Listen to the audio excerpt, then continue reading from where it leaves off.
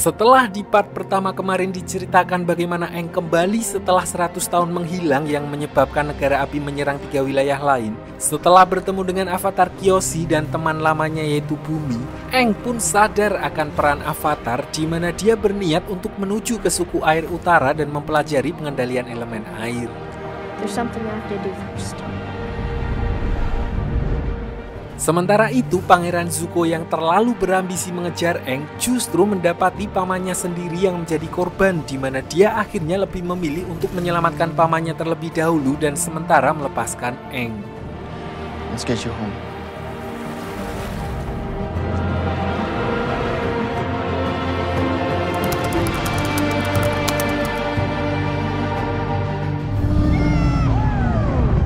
Balik ke Aang dan yang lainnya di mana di tengah perjalanannya menuju ke suku air utara, mereka melihat kawasan hutan yang telah gosong karena mungkin telat ngangkat. Aang pun merasa bersalah karena menilai semua kekacauan yang terjadi saat ini merupakan buntut dari kecerobohannya yang berniat melarikan diri dari takdirnya sebagai avatar, di mana mereka pun memutuskan untuk beristirahat di sebuah pemukiman di dekat tempat tersebut. Di sini diperlihatkan bagaimana penduduknya sangat tertutup dengan dunia luar hingga beberapa warga yang melihat kedatangan mereka justru seperti melihat hantu. Orang itu kemudian menceritakan fenomena aneh yang terjadi akhir-akhir di desa tersebut tentang beberapa warga desa yang menghilang secara misterius, dan setelah ditelusuri lebih lanjut, beliau menduga kalau pelakunya bukanlah negara api melainkan makhluk halus atau sejenis jin, di mana Aang yang mendengar hal itu pun langsung bisa merasakan adanya kejanggalan dan memastikan kalau warga desa yang hilang telah tersesat ke alam lain atau biasa disebut dengan dunia roh. I can get them back. Tanpa buang waktu, mereka pun bergegas ke sebuah wilayah di mana Aang bisa merasakan anget-anget batas antara dunia roh dan dunia manusia yang sudah menipis, dan berakhir di sebuah hutan di mana terdapat beberapa patung panda yang terbakar, dan patung tersebut adalah tempat pemujaan roh hutan. A shrine. So, what do we do? Sedikit saya jelaskan mengenai dunia roh. Jadi dunia roh adalah sebuah dunia paralel di mana seorang avatar mampu menjadi penghubung antara kedua dunia. Hanya beberapa orang dari dunia manusia dengan kemampuan spiritual yang bisa masuk ke sana, contohnya pesulap merah, Gus Samsudin atau Buningsih dan sebagainya. Intinya tempat tersebut merupakan dunia bagi para makhluk astral atau para roh spiritual.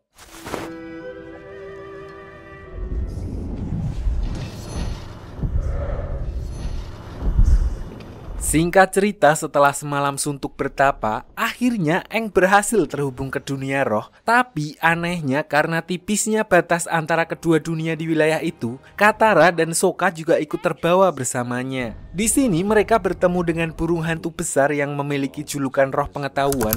Namun walaupun bisa masuk, Katara dan Sokka tetap tidak bisa berkomunikasi dengan para roh di sana dan justru dianggap sebagai penyusup. Selain itu, roh pengetahuan juga memperingatkan kalau dunia roh merupakan tempat berbahaya bagi manusia, di mana terdapat seekor monster yang akan menunjukkan kebenaran yang sangat pahit sampai-sampai tidak akan mampu diterima oleh manusia biasa. Farewell, Avatar. Bye-bye, Birdie. Dan tepat seperti apa yang dikatakan oleh roh pengetahuan, mereka tiba-tiba mendapat masalah ketika seekor monster roh muncul dan terlihat marah-marah, di mana Aang sedikit paham kalau monster yang menyerang mereka merupakan roh hutan yang mengamuk dan menjadi buas ketika tubuhnya terluka saat tempatnya dibakar oleh negara api. Di sini monster tersebut juga mengeluarkan kabut, dan yang menjadi korban pertama adalah Katara yang hanyut ke dalam halusinasi, di mana dia dibawa ke kehidupan masa lalunya saat ibunya dihabisi oleh pasukan negara api di depan matanya.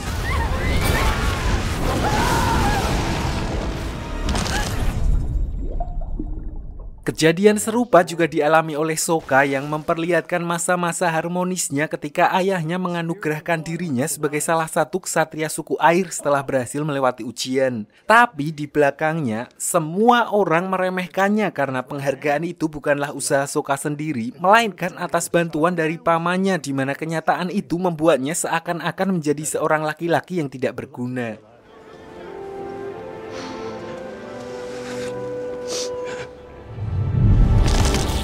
Sementara itu, Aang yang sudah paham kalau semua yang akan dia lihat adalah halusinasi, dia justru bertemu dengan wujud asli roh yang memakan jiwa Katara, Sokka, dan para warga desa sebelumnya yang bernama Koh. Dan yang menarik adalah, Koh tahu betul siapa sosok Avatar karena ternyata dulu seorang Avatar sebelum Aang telah mencuri salah satu benda miliknya. Di sini dia berusaha untuk keluar dari kabut halusinasi tersebut, di mana entah udah keluar atau belum, dia justru bertemu dengan gurunya yang telah meninggal dan berkata kalau beliau menolak untuk reinkarnasi dan malah staycation di dunia roh. Di sini beliau juga memberitahu kalau teman-temannya telah tersesat di kabut jiwa buatan Koh dan kemungkinan mereka dibawa ke sarangnya dan kemudian akan disantap ketika sudah ranum. Jika sampai hal itu terjadi, maka jiwa teman-temannya akan lenyap untuk selamanya. I have to save them. Sayangnya, beliau tidak bisa membantu dan hanya menjelaskan kalau menurut sejarah, Avatar Roku, avatar generasi sebelumnya dari negara api, pernah bertarung dengannya dan mengalahkan Koh. Dan untuk mengetahui rinci dari cerita tersebut, Aang pun berniat berkomunikasi dengan Avatar Roku, di mana dia akan mengesampingkan keselamatannya untuk menuju kuil Avatar Roku yang berada di wilayah negara api. I don't have a choice. I'll be back.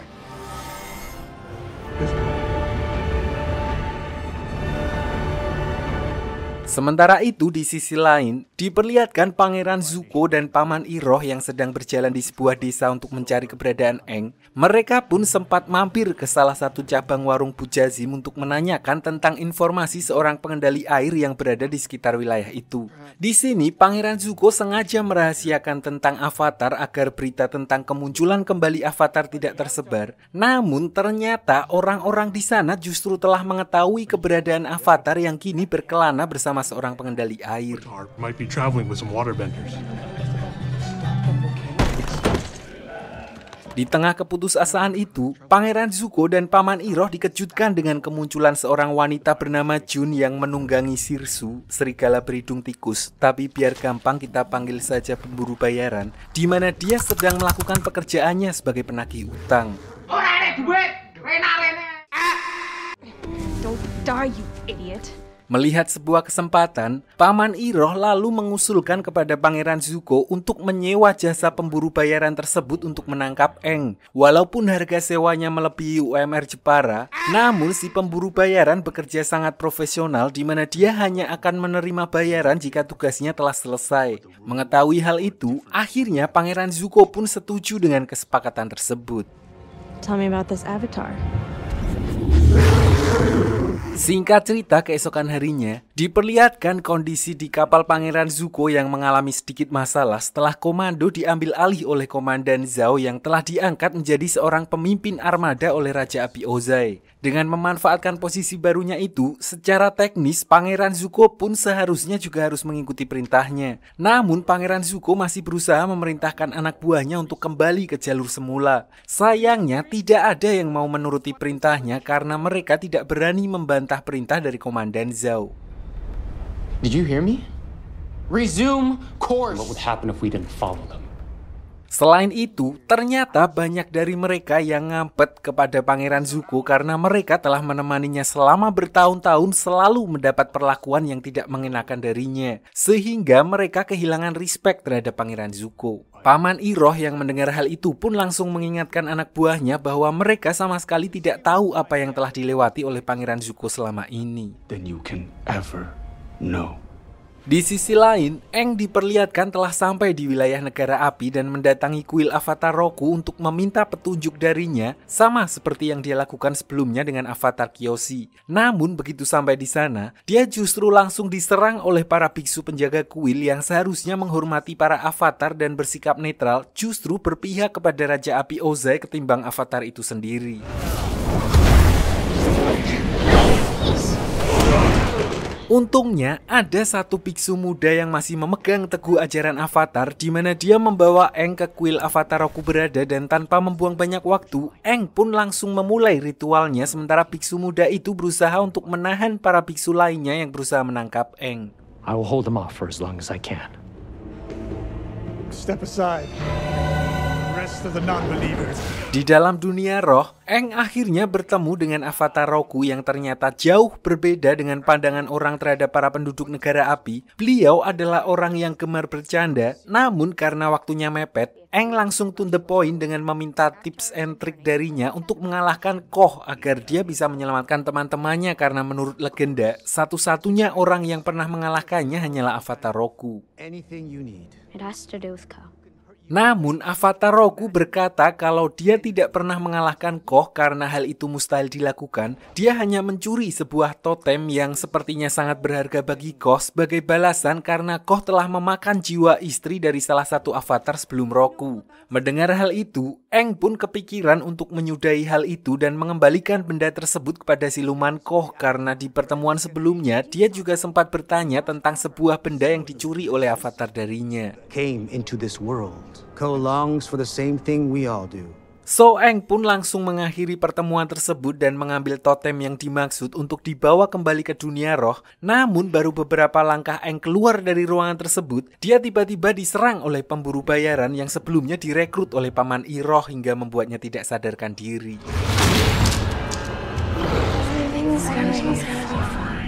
Begitu terbangun, Aang sudah diserahkan kepada Pangeran Zuko oleh si pemburu hadiah dan langsung dibawa menuju ke kapal mereka. Walaupun Aang sudah memohon untuk diberikan sedikit waktu agar dia bisa menyelamatkan teman-temannya terlebih dahulu, namun Pangeran Zuko sama sekali tidak peduli dan tetap melanjutkan perjalanannya. Sayangnya tidak berselang lama, mereka dihadang oleh Komandan Zhao dan pasukannya yang merebut Aang atas perintah langsung dari Raja Api Ozai, sehingga Pangeran Zuko pun tidak bisa berbuat banyak dan membiarkan mereka membawa Aang ke salah satu benteng pertahanan negara api di kota tersebut.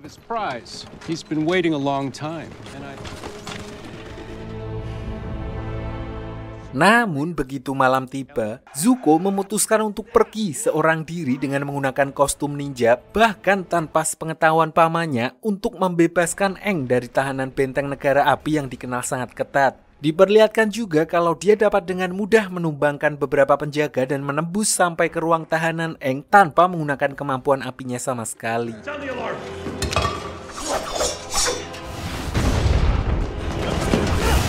Tapi, masalah muncul ketika aksi mereka akhirnya mulai ketahuan saat berusaha kabur dari sana. Di mana saat Zuko dan Aang sempat terpojok dan tidak punya jalan lagi untuk kabur. Di sini Zuko yang tahu betul kalau avatar harus dijaga agar tetap hidup karena kalau mati nanti reinkarnasi lagi harus repot lagi. Tanpa banyak bicara, dia langsung menodong Aang dengan goloknya sehingga Komandan Zhao tidak punya pilihan lain selain membiarkan mereka berdua pergi.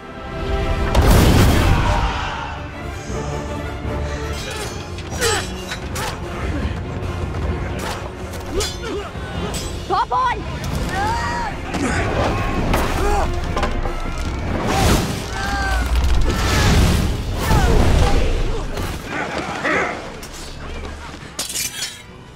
Open the gate! What are you doing?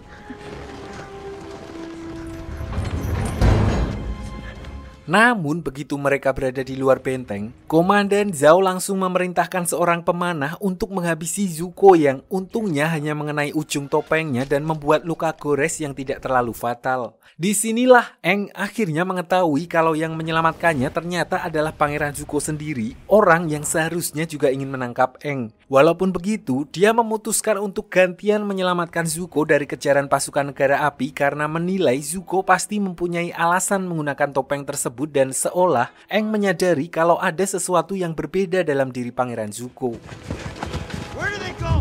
Lalu begitu Pangeran Zuko tersadar di dalam sebuah gubuk setelah diselamatkan oleh Aang, dia mulai kumat lagi dan berusaha menyerang Aang, di mana hal itu dia lakukan karena Pangeran Zuko tidak ingin terlihat lemah karena seperti apa yang diajarkan oleh ayahnya, belas kasih adalah sebuah tanda kelemahan dan sebagai calon pemimpin dari negara api, dia dituntut untuk tidak boleh lemah. Untungnya saat itu kondisi Pangeran Zuko masih cedera sehingga serangannya dapat dengan mudah dihalau oleh Aang dan seketika itu juga Pangeran Zuko kembali pingsan.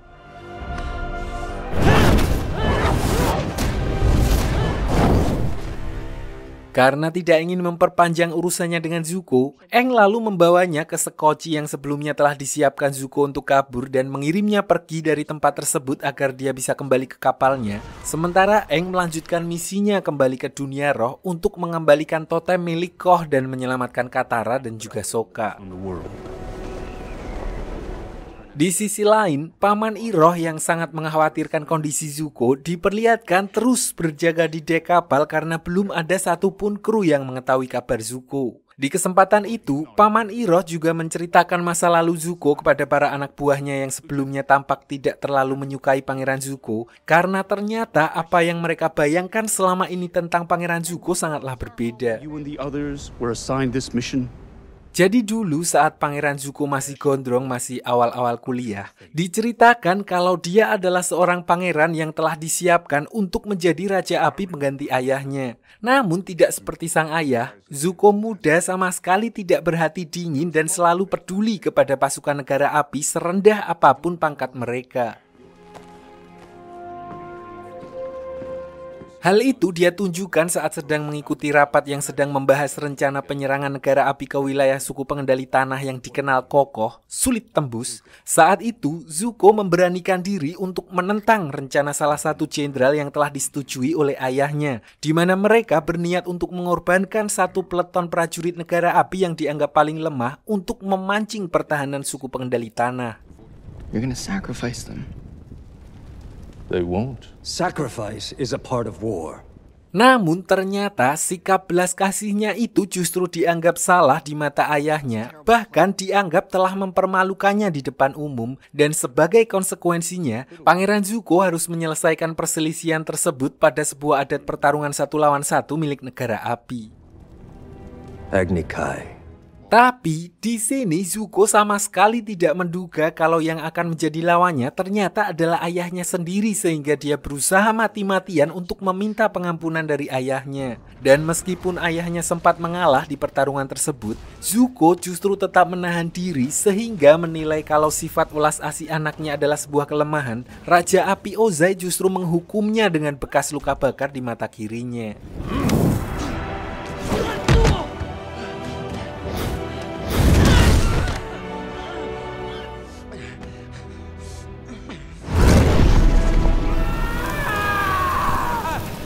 Singkat cerita, setelah kejadian tersebut, Zuko akhirnya diusir dari wilayah negara api oleh ayahnya sendiri dengan alasan untuk menempanya menjadi lebih keras. Dia diberikan misi yang bahkan Raja Api Ozai pun tidak pernah bisa menyelesaikannya, yaitu menemukan dan membawa avatar ke hadapannya. Dan berhubung itu semua berawal dari Pangeran Zuko yang tidak ingin satu divisi prajurit dijadikan tumbal, maka sang ayah juga memberikan divisi yang dimaksud kepada Zuko untuk menemani misinya. Dengan kata lain, seluruh kru yang ada di kapal Zuko saat ini bisa tetap hidup adalah karena pengorbanan dan keberaniannya menentang rencana ayahnya.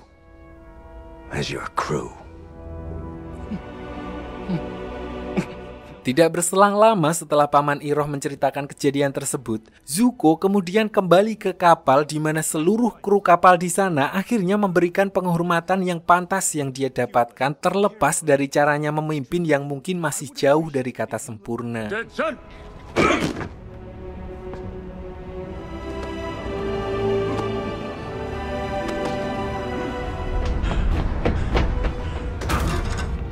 Prince Zuko.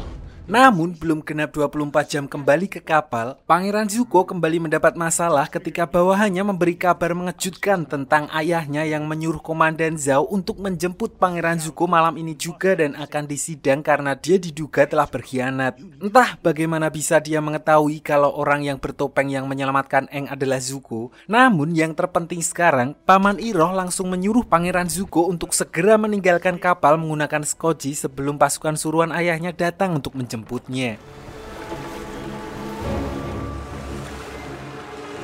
Tapi ternyata Sekoci tersebut sudah penuh dengan bom jelly dan yang terjadi adalah Zuko. ternyata semua itu hanyalah jebakan Komandan Zhao di mana dia kemudian menemui Paman Iroh untuk bela sungkawa atas kejadian tersebut seolah-olah dia bukanlah pelakunya. Di sini Paman Iroh pun langsung menduga kalau pelakunya adalah Raja Api Ozai sendiri. Namun selain itu, beliau justru dibuat heran ketika mengetahui kalau Raja Api Ozai telah memberi amanat kepada Komandan Zhao yang belum memiliki banyak pengalaman untuk memimpin armada besar menyerang suku air utara.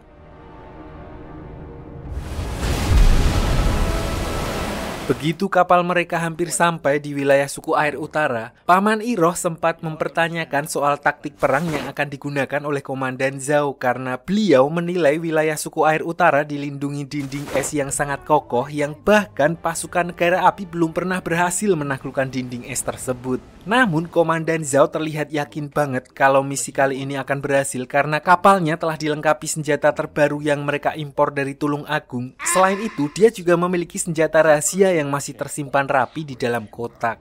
This is destiny.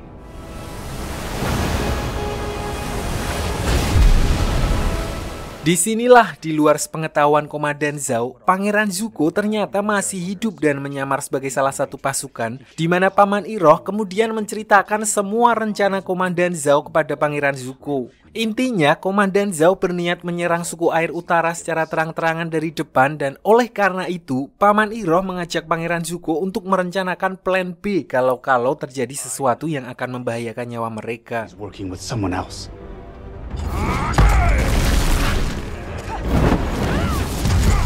Scene lalu berpindah ke negara api di mana diperlihatkan Azula yang sedang bertarung untuk menjalani ujian demi meyakinkan ayahnya kalau dia layak untuk memburu avatar seperti Pangeran Zuko. Di sini meskipun dia telah tampil all out dan memenangkan pertarungan tersebut, hal itu tidak cukup membuat Raja Api Ozai puas karena ekspektasinya yang ketinggian, di mana dia ingin anaknya menjadi lebih brutal dari dirinya. That I'm the one. Tapi di sesi pertarungan kedua, kali ini Azula justru menolak untuk bertarung karena dia telah muak dengan peraturan ayahnya. Sampai akhirnya dia pun menyerang ayahnya sendiri menggunakan api Rina yang telah diperkuat menjadi pengendalian petir demi membuktikan bahwa dirinya memang sudah layak untuk keluar dari istana dan menangkap avatar. I'm through playing games here. Sementara itu di sisi lain, setelah sebelumnya Aang berhasil membebaskan Katara dan Sokka dari ancaman Koh, mereka kembali melanjutkan perjalanannya menuju ke suku air utara hingga akhirnya mereka pun sampai ke tempat yang dituju. Sebuah kota yang megah sekaligus satu-satunya wilayah dari para pengendali air yang saat ini belum dikuasai oleh negara api karena tata letak geografisnya yang dikelilingi oleh tembok es raksasa sehingga membuat negara api kesulitan untuk menyerang wilayah tersebut. Avatar, welcome. We've been expecting you. Ternyata kabar kedatangan Avatar ke sana sudah viral di mana Aang mendapat sambutan hangat dari kepala suku yang memperkenalkan salah satu guru pengendali air senior bernama Master Paku dan memperkenalkan anaknya yang bernama Putri Yue. Tidak hanya itu, Katara dan Sokka juga disambut hangat karena memang suku air selatan dan utara berasal dari leluhur yang sama. Long lost brother and sister from the south. As we welcome mighty allies. Tidak hanya itu, mereka juga telah mengetahui kabar tentang rencana penyerangan negara api karena melihat kapal pengintai negara api yang berada di sekitar sana di mana kedatangan Aang sebagai seorang avatar cukup membuat angin segar bagi warga tersebut. And we shall celebrate their arrival.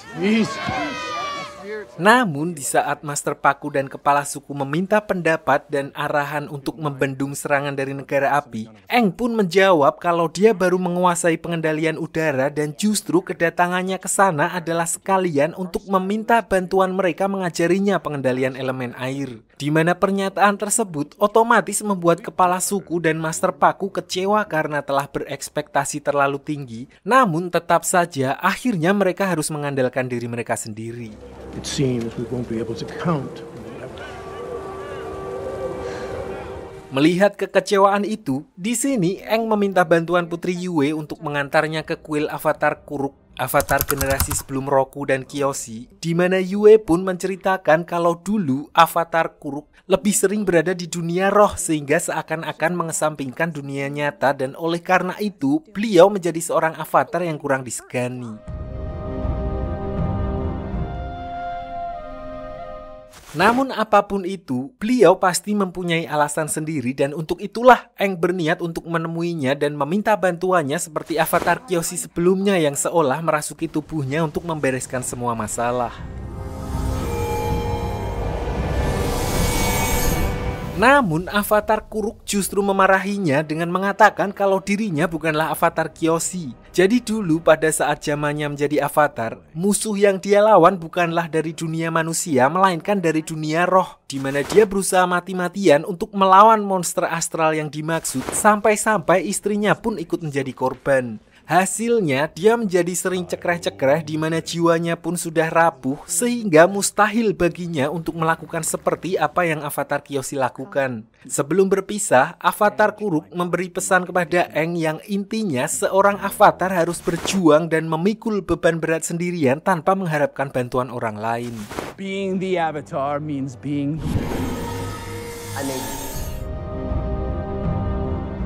Sementara itu, Sokka akhirnya berhasil ngobrol secara empat mata bersama Putri Yue, di mana dia baru menyadari kalau ternyata mereka pernah bertemu di dunia roh ketika melihat jepit rambut milik Yue.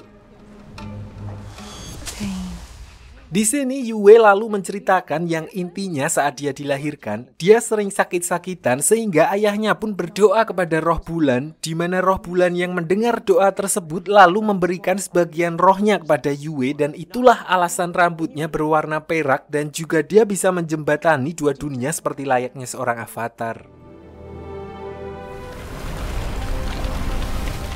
Water is life. Singkat cerita, Katara lalu juga menemui seorang guru wanita yang akan memandunya mempelajari teknik pengendalian air, di mana dia dibuat kagum dengan kemampuan pengembangan dari teknik pengendalian air, sama seperti Azula yang mengembangkan kekuatan api menjadi petir. Para penduduk suku air utara, khususnya wanita, ternyata juga mengembangkan teknik pengendalian air untuk bisa dipakai sebagai penyembuhan tanpa harus memakai obat merah. You are a natural today. Thank you for having me. Namun saat itu juga, dia dibuat kecewa ketika mendengar adat istiadat di sana yang tidak memperbolehkan wanita bertarung karena menurut mereka, wanita tugasnya hanya untuk menyembuhkan sesuai tradisi suku air utara yang menganggap hal itu sebagai pekerjaan mulia. But that is our way. Katara yang merasa aneh dengan peraturan itu pun memutuskan untuk keluar dan tidak jadi berlatih, di mana dia kemudian kembali mendatangi Master Paku untuk membantah peraturan tersebut, walaupun hal itu tidak mengubah apapun karena Master Paku menilai kalau kaum Hawa tidak cukup kuat untuk bertarung. Because this isn't about them, it's about you.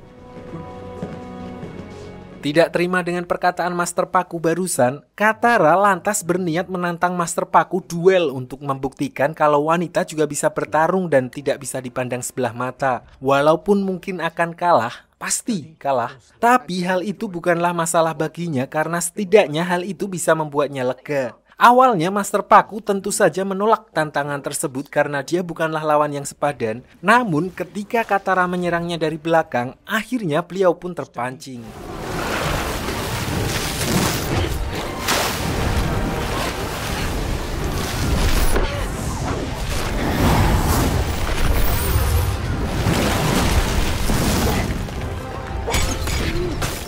Dalam pertarungan itu, Katara mengeluarkan semua teknik otodidaknya untuk membuktikan bahwa wanita juga bisa bertarung. Hingga akhirnya Master Paku yang mulai terpojok kemudian juga mengerahkan seluruh kemampuannya untuk menyudahi pertarungan itu.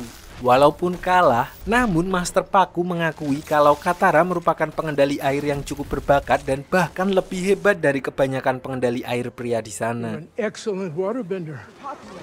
That was incredible. Just say I lost.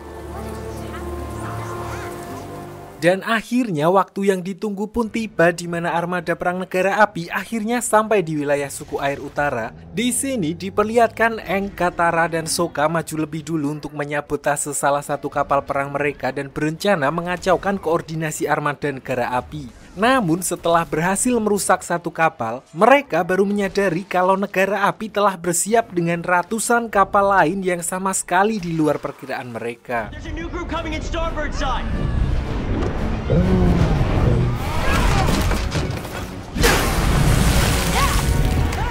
More to go. You gotta be kidding me. Menyadari hal itu, mereka pun bergegas kembali untuk mengabarkan apa yang baru saja mereka lihat, yang mau gak mau memaksa suku air utara untuk all-in agar bisa mempertahankan wilayah mereka. Untuk itu, Katara kembali meminta Master Paku melupakan aturan lama suku mereka dan membiarkan semua orang untuk turun tangan dan membantu apapun yang mereka bisa. Thank you. Namun di sisi lain, rencana sebenarnya dari Komandan Zhao ternyata bukanlah untuk menyerang garis depan suku air utara, melainkan dia akan menyelinap menggunakan balon udara rancangan dari ayahnya Theo langsung ke titik kelemahan mereka, yaitu roh bulan yang menjadi sumber kekuatan suku air. So begitu malam tiba, Komandan Zhao dan beberapa orang pasukannya dan juga Paman Iroh pergi secara diam-diam menuju ke kolam oasis yang menjadi wilayah paling keramat suku air utara. Jadi diceritakan bahwa sebelumnya Komandan Zhao mendapatkan info dari Biksu Api tentang sumber kekuatan suku air yang berasal dari roh bulan dan roh samudra, di mana roh bulan mengontrol kekuatan mereka sementara roh samudra yang mengontrol kehidupan. Lalu setiap saat bulan purnama, kekuatan suku air akan berada di puncaknya. Namun tidak hanya itu, karena di saat yang sama, roh bulan dan roh samudra akan menjelma ke tubuh fisik untuk bertemu. Momen itulah yang akan dimanfaatkan oleh Komandan Zhao untuk melenyapkan roh bulan dengan menggunakan pisau avatar Kuruk yang terbuat dari material dunia roh. And death. Sebenarnya di sini Paman Iroh sangat tidak setuju dengan rencana Komandan Zhao karena dia tahu jika hal itu sampai terjadi, maka keseimbangan dunia juga akan ikut terganggu. Namun dengan posisinya yang kini adalah seorang pemimpin armada dan ambisinya yang bahkan ingin menjadi Raja Api selanjutnya, Komandan Zhao sama sekali tidak peduli dengan perkataan Paman Iroh dan tetap pada rencana awalnya. Sementara itu, Aang juga mendapat pencerahan dari avatar Kuruk yang tiba-tiba muncul untuk memperingatkannya tentang bahaya yang mengintai roh bulan dan roh samudra, di mana dia pun langsung bergegas mengajak Katara menyusul Sokka dan Yue untuk menghentikan rencana Zhao. Something terrible is about to happen. Namun di tengah pencariannya, mereka justru dihadang oleh Pangeran Zuko yang muncul di tempat tersebut setelah sebelumnya menyusup dari kapal Komandan Zhao untuk mendahului pasukan negara api menangkap Avatar. Namun karena saat itu mereka sedang repot, Katara lalu meminta Aang untuk melanjutkan pencariannya sementara dia akan menahan Pangeran Zuko di tempat tersebut, di mana kali ini setelah kemampuan Katara mulai berkembang, mereka pun terlihat sudah seimbang.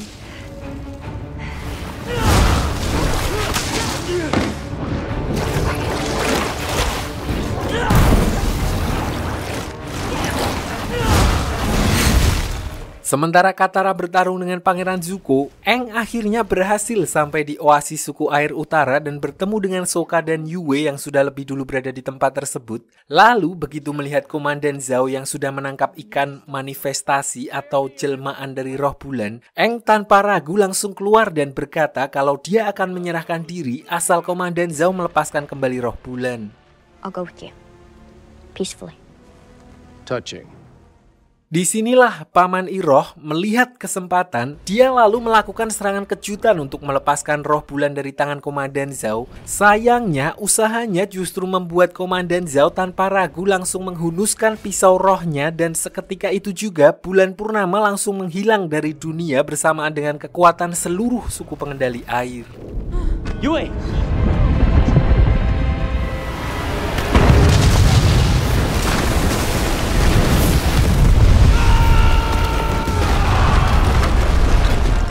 Akhirnya tidak ada pilihan lain bagi Aang, di mana dia mau nggak mau harus mengambil keputusan yang sangat ekstrim demi menghentikan invasi negara api, yaitu dengan menyerahkan dirinya untuk menjadi wadah bagi roh samudra, di mana dia lalu menyalurkan amarahnya setelah apa yang dilakukan oleh negara api. Walaupun sebagai konsekuensinya, Aang bersama dengan roh samudra akan selamanya tersesat dan terus dipenuhi oleh rasa amarah, di mana apapun usaha yang dilakukan negara api tidak akan berpengaruh.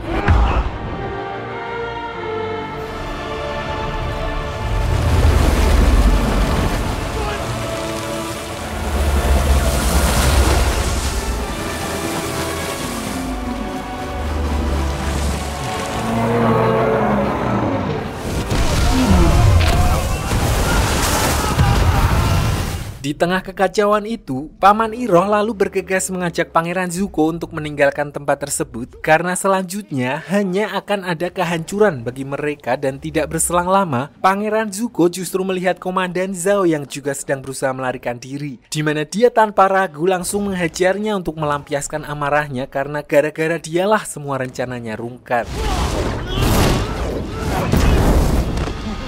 Namun di tengah pertarungan tersebut, Zuko justru menyadari sebuah fakta di mana sedari awal apapun yang dia lakukan hanya akan percuma karena nyatanya perannya sebagai pangeran hanyalah untuk menjadi contoh buruk untuk memotivasi Azula karena yang sebenarnya sedang dipersiapkan untuk menjadi penerus Raja Api adalah adik perempuannya tersebut. Tidak hanya itu, Komandan Zhao juga mengaku kalau Azula lah yang selama ini menjadi aktor intelektual di balik semua rencananya, termasuk memanfaatkan Zuko sebagai umpan.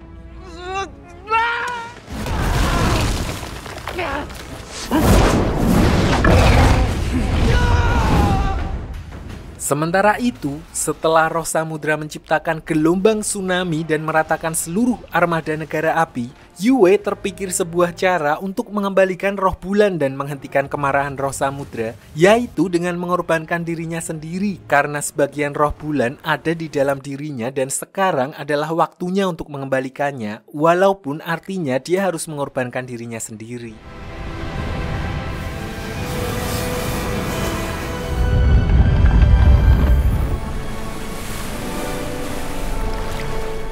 Begitu melihat kalau bulan telah kembali, amarah Roh Samudra pun langsung mereda dan kembali ke bentuknya semula. Tidak hanya itu, Aang yang seharusnya juga sudah terjebak di sana pun kemudian dikembalikan dan dengan begitu, perang besar antara suku air dan negara api akhirnya ikut berakhir. Keesokan harinya, walaupun dengan banyaknya korban yang gugur dan sebagian besar kota yang ikut hancur, namun suku air utara tetap berterima kasih kepada Aang, Sokka, dan Katara, terutama Master Paku yang berkat Katara, dia menyadari bahwa air adalah simbol dari perubahan itu sendiri yang memang diperlukan dalam kehidupan. Water is the element of change. Change is the key to new. Namun dengan berakhirnya pertempuran tersebut bukan berarti perjalanan Aang berakhir sampai di situ karena dia masih harus mempelajari semua keempat elemen untuk menjadi avatar seutuhnya. Dan untuk itu, Sokka dan Katara juga berjanji untuk mendampingi Aang mempelajari ketiga elemen lainnya yaitu air, tanah, dan api. Always watch your stomach.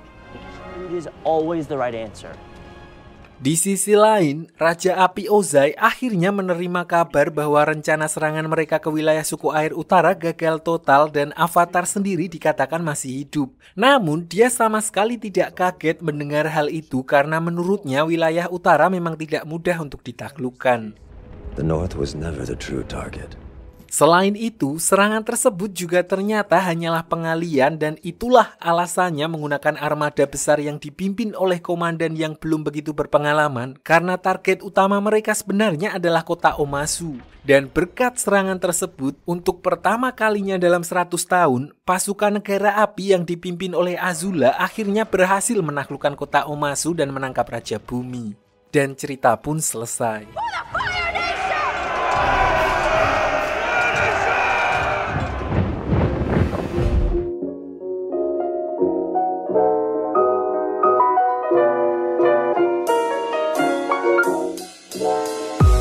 Sebenarnya banyak pesan yang bisa kita petik dari serial ini, tapi intinya yang paling penting hati-hati untuk yang hobi mancing. Takutnya ikan yang kalian pancing adalah jelmaan roh mat, jadinya kan marah nanti orangnya.